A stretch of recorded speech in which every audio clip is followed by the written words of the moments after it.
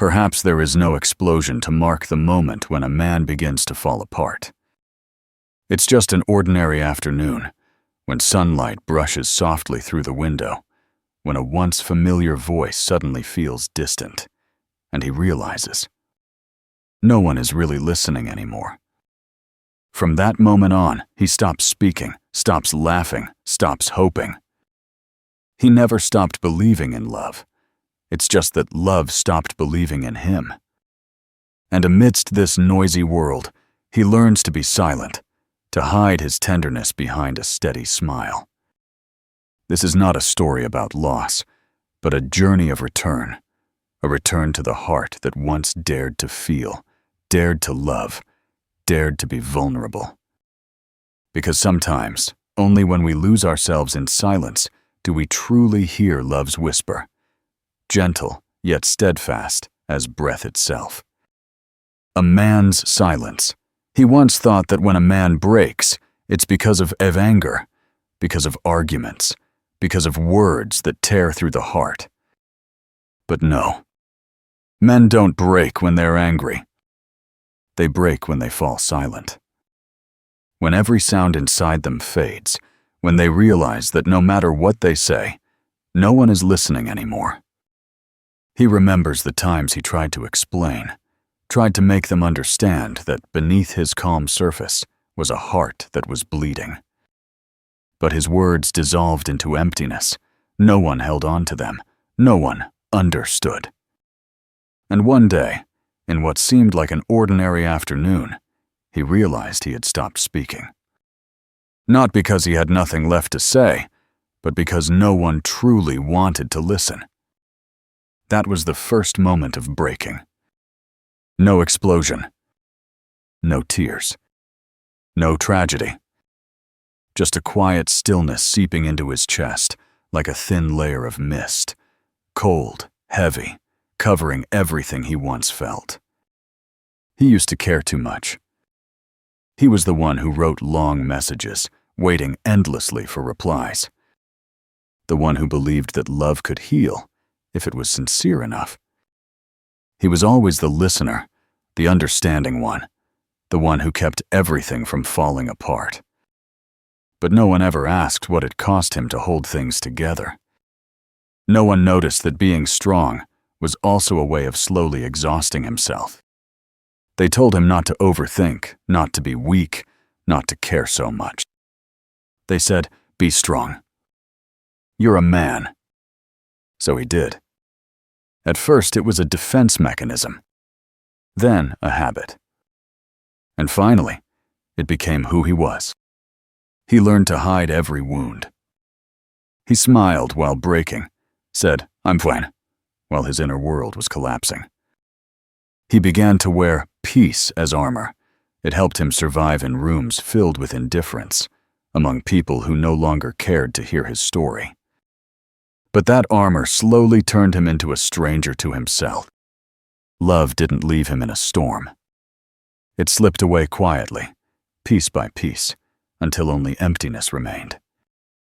He no longer believed he was worthy of love. He believed that if he stayed silent, things would hurt less. No more disappointment, no more pain. But the price of that peace was losing connection with his own heart. And so, the man stopped fighting for love. He stopped explaining, stopped hoping. He wasn't angry, wasn't bitter, just tired. Tired of speaking too much and never being heard.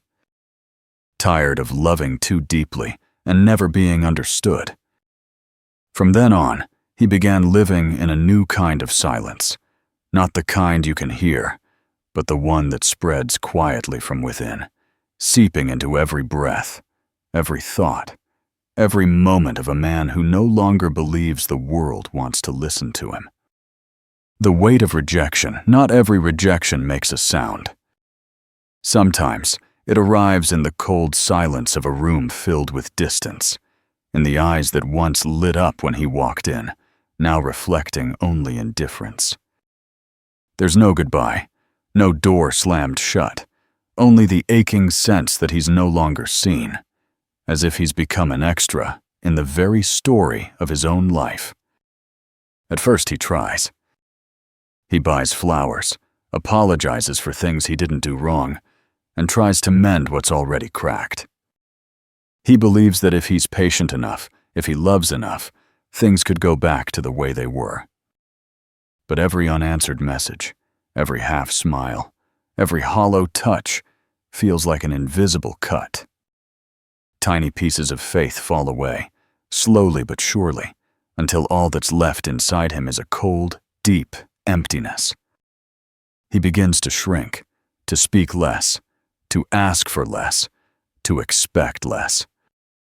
Not because he no longer loves, but because he has learned that love too can hurt. The person is still there, but the warmth is gone. They still share a table, but between them lies an invisible distance that no words can bridge. That is the true shape of rejection. Not, I don't need you anymore, but, I'm still here. I just can't see you anymore. Men don't talk much about that pain. They have no space to cry. No place to release it. And when they try to share, the world calls them weak, says they're being dramatic. So they swallow it, wrap it in composure, and hide it behind polite smiles. But inside, the wound doesn't heal. It only sinks deeper, like roots growing inward, slowly consuming every fragment of emotion. At night, when every sound has gone to sleep, only the quiet sigh of his own breath remains, and in that silence, he feels himself breaking apart. No one broke him. They simply stopped seeing him. And that, perhaps, is the cruelest thing of all, to be forgotten while still being there. Day by day, he learns to live with the emptiness. He no longer tries to reach out, no longer opens his heart to be hurt again. He doesn't withdraw out of hatred, but out of exhaustion. Exhausted from holding on to the string of a relationship the other side had long since let go. Exhausted from knowing that sometimes love isn't enough to make someone stay. Then one morning, he wakes up, looks in the mirror, and realizes the man staring back isn't him anymore. Not because he's changed, but because the light in his eyes has gone out. It didn't fade from anger. It faded from the exhaustion of hope. That's when the masculine void begins to open within him. Not fire, not fury, but the serene emptiness of a heart that once loved too deeply and now has nothing left to give. The collapse of meaning. Some loves don't end with goodbye. They end when meaning runs dry. No storms, no tears, just long repeating days, dinners without conversation, glances that no longer meet. He's still there. She's still there. But love has quietly left, like smoke drifting out of the once warm room. He once believed love made life worth living, that it was the force that pushed him forward, the place he returned to after the long, weary days. But now, love feels like a duty, something he does just to keep things from falling apart. The words, "I love you," "Are you okay?" have become rituals. The touches are no longer connections, but obligations. And in that moment, he understands, love doesn't die in a day. It dies in the habits that have lost their feeling. Still, he tries to hold on. He believes every relationship has hard times, that with enough patience, enough kindness, the flame will reignite. But what he's holding on to is no longer a flame. It's the ashes of a memory. He comforts himself. It's just a phase. She'll see me again. Things will go back to how they were. But deep down, he knows. Meaning has fallen away piece by piece, and it cannot be pieced back together. Love, once a refuge, love used to be the place where he found himself. Now, it has become the place where he loses who he is. Every time he tries to be cheerful, tries to create something to revive the feelings, it only makes him feel like he's acting. A man pretending to believe that everything is still intact, even when his heart has long been shattered. He remembers the early days, the genuine laughter, the honest eyes, the feeling of being seen, being chosen. But now, all that remains is a faint echo of the past. He still touches, still speaks, still lives, but no longer feels. As if his soul has left his body, leaving behind only a shell that smiles at the right times and says the right words. Then one day, he realizes meaning isn't lost in arguments, it's lost in silence. When both stop asking, "How are you? Are you okay?" When small wounds are left unattended until they become vast chasms no one can cross. That's how love fades, not loudly, not dramatically, but through small gestures stripped of soul. From that point on, he begins to look at love with logic. He calculates, measures and sets boundaries. He learns to love safely, which really means he stops loving entirely. Because when emotion turns into arithmetic, love is no longer life, it becomes survival. And in that exhaustion, he finally understands. Love doesn't die because of betrayal. It dies when both stop believing it's still worth saving. The exile of emotion, after meaning falls away, what remains isn't pain, it's emptiness. He doesn't leave. He still lives, still works, still smiles at the right moments, still says the polite things people want to hear.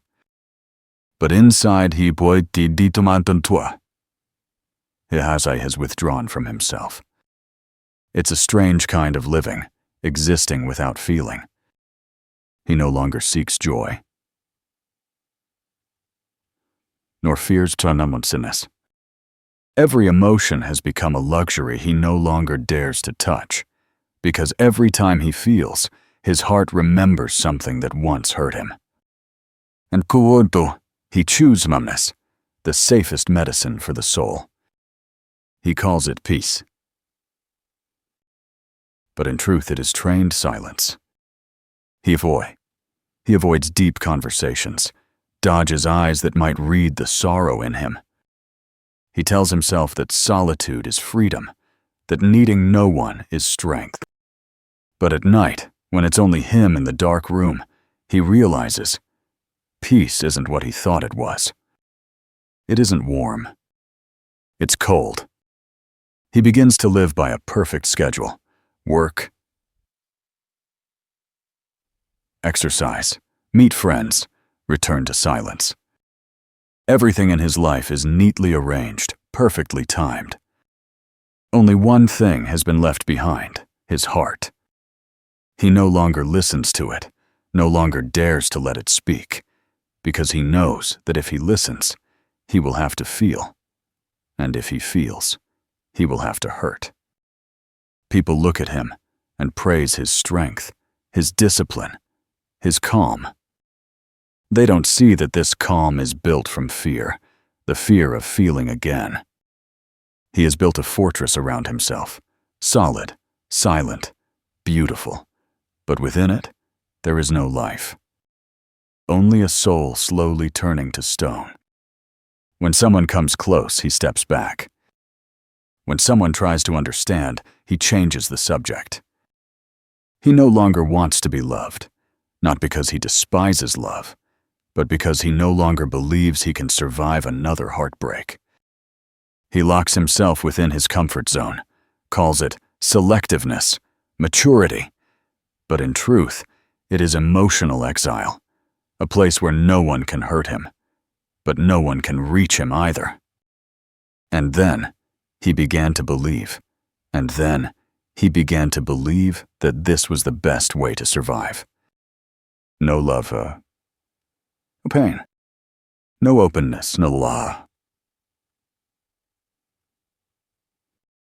A peaceful life without waves, but also without anything left to long for. In the quietest moments, when the lights go out, when all the sounds of the world fade, he hears a faint echo of himself, like a man in exile whispering through a narrow door, "I'm still here. I'm not dead.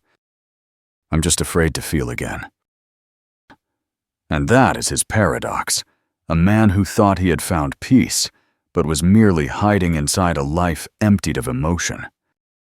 The feminine ghost she left. But in truth, she never really disappeared. It wasn't her. It was the fragments of her, the soft traces that linger through his life, in the silence, in the habits, in the smallest details of his everyday existence. She's there, hidden in the songs he no longer dares to play, in the faint scent of her perfume passing through a crowd, in a voice that suddenly echoes her tone. He no longer mentions her name, no longer tells their story. But at night, when the world sinks into silence, he still feels her presence, vague but haunting. People call it an unhealed wound. But to him, she isn't a wound. She's the evidence of the last real emotion he ever allowed himself to feel. He once opened his heart, trusted, became vulnerable, let someone see the softest parts of him, and there, he was hurt the most. When she left, she took something with her. Not just love, but the version of himself that still believed in it. That man, the one who eagerly wrote long messages, who waited for a smile, who believed in a look, died with her. What remains is the version who knows how to control, how to smile at the right time, and never again believe in forever. Every woman after her lives, unknowingly, under that shadow. Not because they aren't enough, but because they can't reach the place where she once existed in him.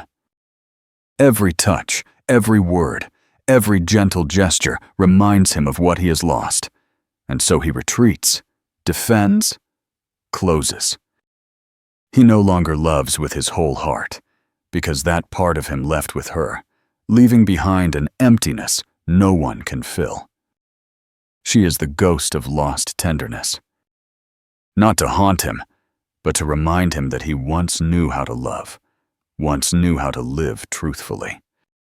She is the echo of a past so beautiful it became cruel, so beautiful that everything after it feels pale in comparison.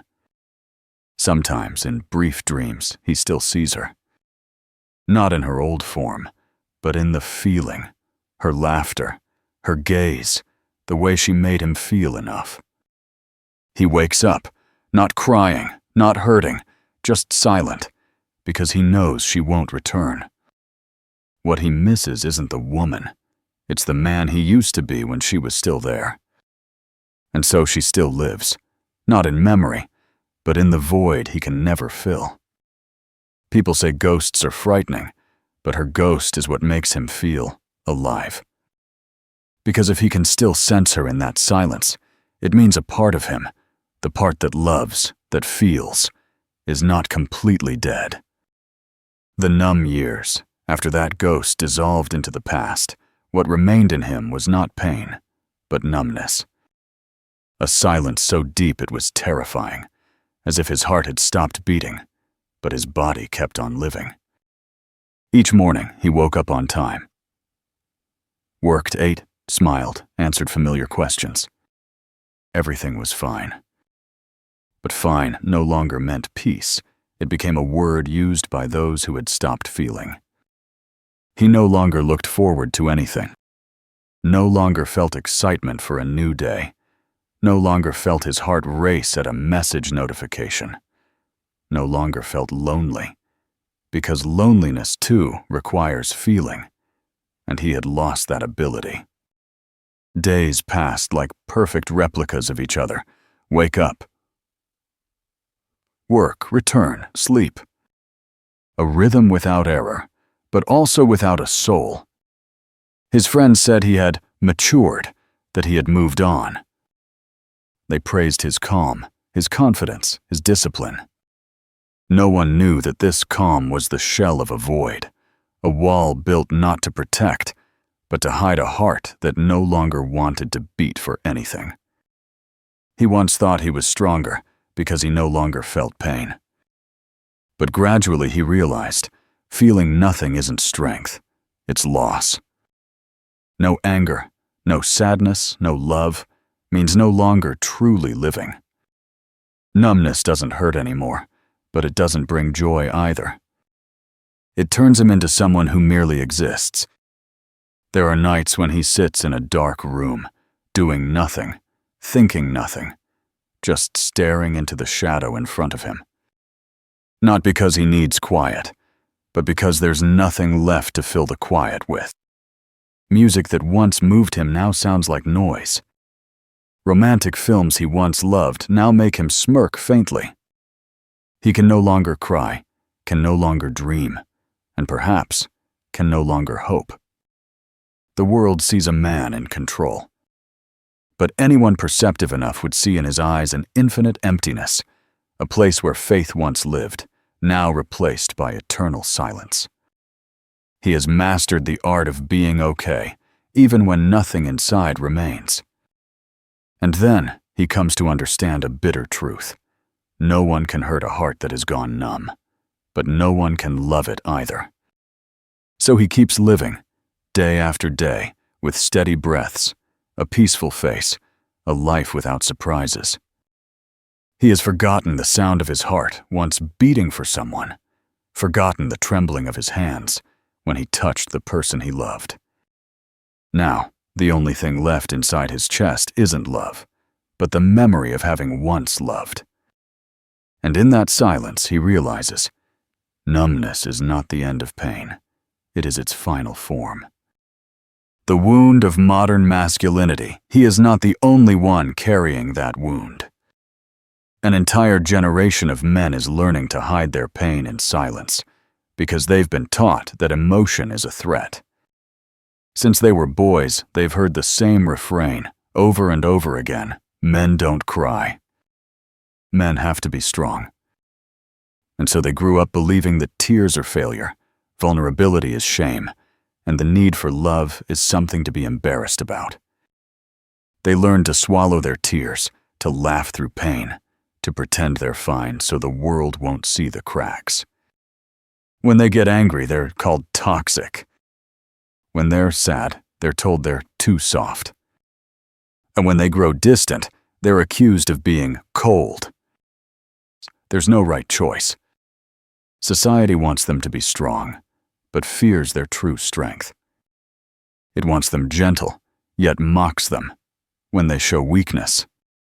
And in that contradiction, men learn only one thing: silence is the only way to survive. Their wounds don't bleed outward, they bleed inwardus.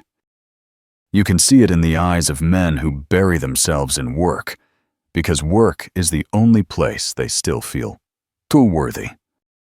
You can see it in the smile of a father who cannot say, "Son, I love you," even though he's wanted to say it 1,000 times. You can see it in the trembling hand of a man holding someone at night, afraid to hold too tight, afraid that if he does, he'll lose them again. They're not emotionless. They've simply been punished for having emotions. They're not afraid of love. They're afraid that if they love, they'll be ridiculed for being weak. And so, one by one, they retreat from honest conversations, from real embraces, from their truest selves. A man can stand in a crowd, laughing, talking, making jokes, but in his eyes, there's a hollow space, the space where his faith and understanding used to live. He no longer tries to be seen, because every time he does, the world tells him, "Don't be dramatic, don't be so sensitive." And so he buries everything: hope, hurt, the desire to be understood, into a quiet corner of his heart. They become pillars for others, but no one is a pillar for them. They listen to every story, but no one listens to theirs. And when people praise them for being steady, no one realizes that steadiness was built from loneliness and suppression. That is the wound of modern masculinity, an invisible wound that bleeds endlessly in silence. Not because men don't know how to love, but because the world has never given them space to be loved while still being themselves. And so they keep smiling, the smiles of those who have forgotten what it feels like to be understood, yet must keep living, keep being strong, because no one ever allows them to break, even once. The return of loneliness. He once thought he had escaped loneliness. He believed that if he worked hard enough, trained regularly, stayed busy long enough, then the emptiness wouldn't have time to call his name. And for a while, it worked well. His days passed in carefully arranged silence. Early mornings, black coffee, work, gym, a simple dinner, a few meaningless hours of film, and sleep. No one touched his heart. No one hurt him. No one made him feel anything at all. A perfect life, at least on the surface. But then loneliness came back. Not loudly, not fiercely. It returned in small, fragile moments, like the sigh of an empty room or the soft glow of a lamp on a blank wall. It didn't knock. It just walked in quietly, sat down beside him, like an old friend he once tried to forget. At first, he didn't recognize it. He thought it was fatigue or boredom, or a fleeting emptiness between repetitive days. But as the nights grew longer, the loneliness took shape, not as the absence of others, but as the absence of himself in his own life. He has everything he once thought he needed: a stable job, a strong body, financial security, a respectable name. And yet none of it makes him feel alive.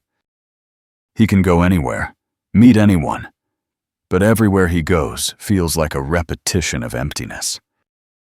The world celebrates independence as the hallmark of success.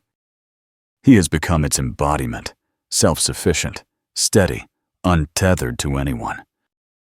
But no one ever told him that independence, when held too long, turns into isolation.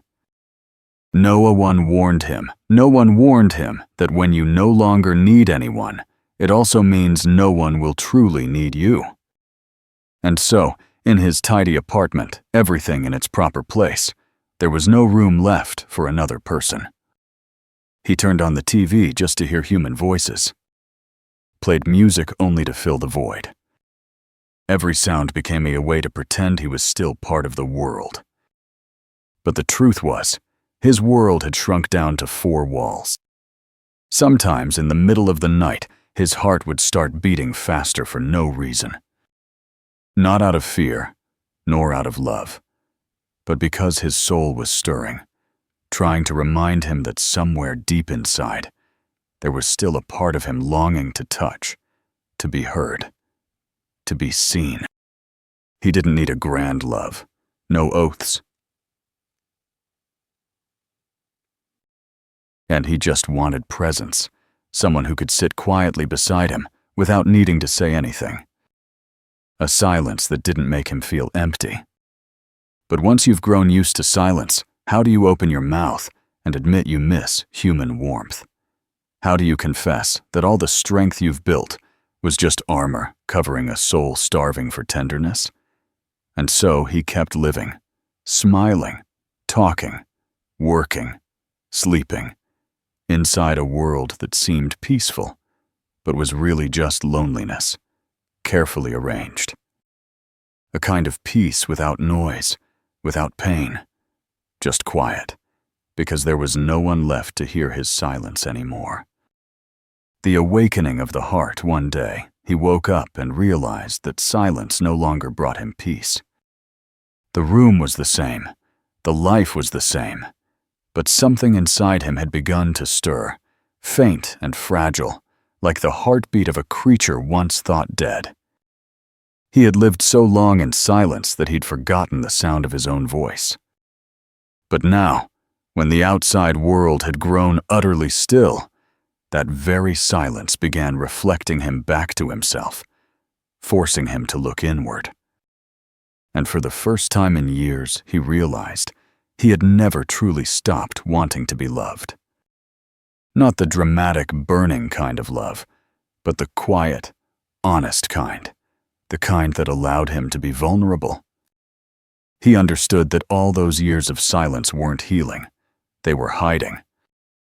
He had called loneliness peace, called fear strength, called numbness maturity. But in truth, he had only been disguising a heart still aching to feel. He didn't cry. He didn't scream. He didn't collapse. The awakening didn't come like a storm. It came like a soft breeze stirring through ashes, warm, fragile, but real. He sat still, listening to his own breath, and understood. There is nothing wrong with wanting to be loved. The only mistake is believing you no longer deserve it. He began with the smallest act, allowing himself to feel. An old song. A short conversation. An afternoon under sunlight. He didn't need to be strong. He didn't need to be okay. He just needed to be real. And each time he felt, even just a little, his heart beat a little stronger. He realized that love had never been the thing that hurt him. What hurt was his attempt to live without it. He once thought silence was his shield, but now he saw it for what it was, a prison of his own making. Thick walls, cold stone, and no one allowed inside, not even himself. So he began to break the walls. Not to find someone else, but to find himself again, the man who once dared to love, to trust, to be soft. He learned that courage isn't the absence of pain. It's the will to live, even when you know you'll be hurt. There was no miracle. No one came to save him. It was just him and his heart, after years of captivity and silence. And when he finally dared to listen, he realized his heart had never died. It had only been waiting for him to return. No more anger. No more resentment. Just a quiet peace, the kind that comes when you stop running. He no longer searched for love in others because he had found it within himself. Not the love of possession, but the love of understanding. The love born from the courage to simply be. And perhaps that is the true redemption of a man, not when he is loved again, but when he dares to believe he can love again.